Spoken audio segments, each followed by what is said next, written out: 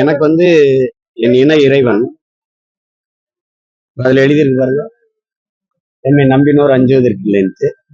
அவனை நம்பிதான் இந்த போர்க்களத்துக்கு போறோம். மற்றவங்களுக்கு தேர்தல், எங்களுக்கு இது போர். அப்ப அவர்கிட்ட சொல்லிட்டு தானே போகணும். புரியுதுன்னு நினைக்கிறேன். இந்த 2026 தேர்தலில் உங்களோட பரப்புரை எதன் நோக்கி ஒரு முக்கிய கட்டமாக இருக்கும் அமைன்னு நல்ல ஆட்சியை நோக்கி தான் இருக்கும்.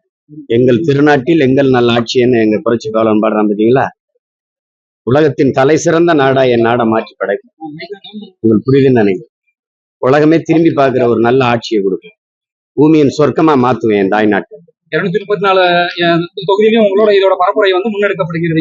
இன்றிலிருந்து 21ஆம் தேதி வரை, ஏப்ரல் 21 வரை இந்த 30 நாட்கள் உங்களோட பரப்புரை தொடங்குகிறது.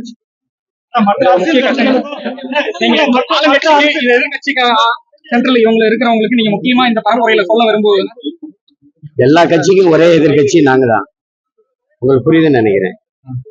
யாராவது ஊழல் இல்லாத ஒரு கட்சி சொல்லுங்க, உண்மை நேர்மையான ஒரு ஆட்சியை சொல்லுங்க, இலவசம் தராத ஒரு கட்சி சொல்லுங்க, வாக்குக்கு காசு கொடுக்காத ஒரு கட்சி சொல்லுங்க.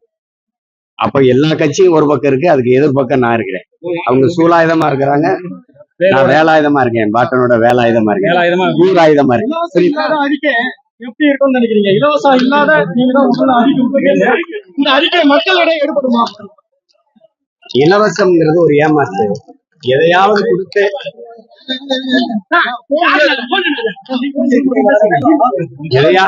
எதையாவது கொடுத்து என் மக்களை ஏமாற்ற நினைக்கிறாங்க. நான் அதுல இருந்து மாற்ற நினைக்கிறேன். இது ரெண்டுக்கும் தான் போட்டி. புரியுதுன்னு நினைக்கிறேன். இலவசம்ங்கிறது ஒரு ஏமாற்று, லஞ்சம். தமிழகத்திலே நீங்க தான் முதல்ல பிரச்சாரத்தை 234 தொகுதிக்கும் தொடங்குறீங்க. வேட்பாளரையும் முதல்ல அறிவிச்சிருக்கீங்க. இது நீண்ட கால போரு, 500 ஆண்டுகளா நடக்கிற போரு. அதனால கொஞ்சம் முன்கூட்டியே ஆரம்பிக்கும்.